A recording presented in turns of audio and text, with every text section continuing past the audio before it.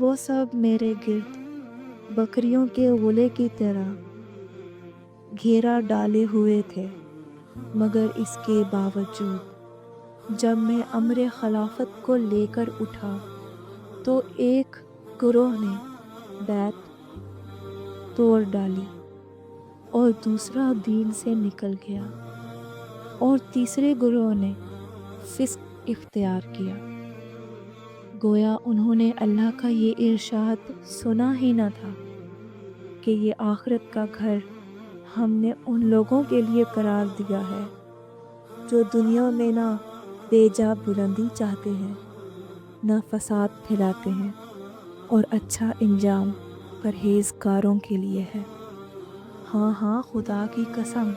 ان لوگوں نے اس کو سنا تھا اور یاد کیا تھا، لیکن ان کی نگاہوں میں دنیا کا جمال کھپ گیا اور اس کی سج دھج نے انہیں لبھا دیا۔ دیکھو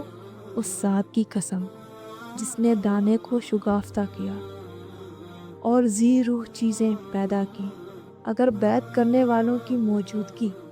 اور مدد کرنے والوں کے وجود سے مجھ پر حجت تمام نہ ہو گئی ہوتی اور وہ عہد نہ ہوتا جو اللہ نے علماء سے لے رکھا ہے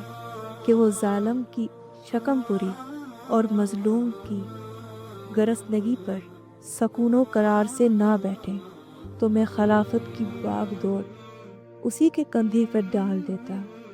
اور اس کے آخر کو اسی پیالے سے سیراب کرتا جس پیالے سے اس کے اول کو سیراب کیا تھا، اور تم اپنے دنیا کو میری نظروں میں بکری کی چھینک سے بھی زیادہ ناقابل اعتنا پاتے۔